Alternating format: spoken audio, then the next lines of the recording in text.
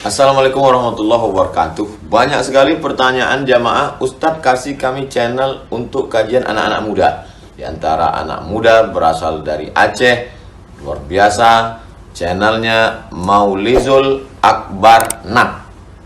Tonton, subscribe, like, share, komen. Assalamualaikum warahmatullahi wabarakatuh.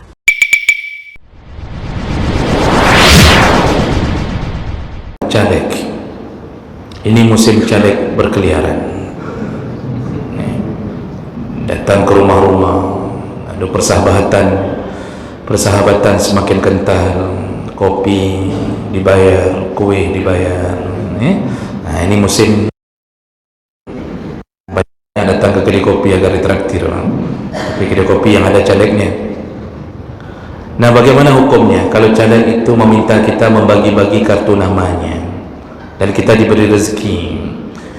Menurut hukum akad normalnya itu sah-sah saja, dan kalau dia pun beri untuk tujuan agar kita bagi, itu sama seperti kita diberi uang untuk membagi-bagi leaflet, spanduk, flyer. Misalnya ada satu produk, lalu kita dikasih uangnya 4 tertutup ribu, kita bagi tian berjalan, itu mengambil jasa sah. Itu secara hukum normal. Nah, kemudian pandangan berikutnya yang harus dilihat, itu yang kita bagi itu apakah menolong kemaksiatan atau tidak. Jadi kalau jual belinya sah, jual beli jasa itu sah, dikasih uang sah. Masalah berikutnya, uang itu haram atau tidak kita terima adalah apa yang sedang kita tolong.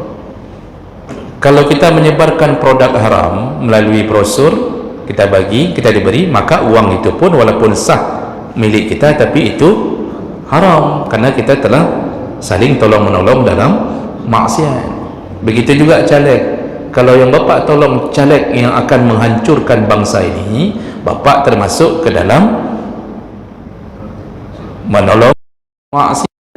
Man a'ana ala maksiat fahuwa syarikun lahu, kata Rasulullah. Barang siapa yang tolong-menolong dalam maksiat, dan itu termasuk bersyarikat dengannya, jadi dosanya sama.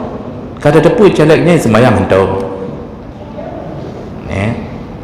Kalau kita bilang jahat, pak, tuli jahatnya. Bahasa Inggrisnya palih klo. Itu kan jahatnya tuli, pak. Peka jahatnya.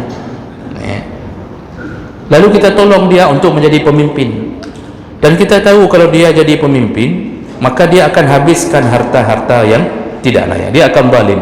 Lalu kita tolong, uang yang kita dapat sah secara jual beli jasa, tetapi haram secara hukum hakikat, maka jangan tolong, dan tidak boleh terima.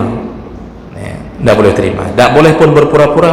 Kalau pura-pura kita kena dosa lain lagi, khianat juga. Peng kacau, kartu hanya ada bagi, nyampe khianat.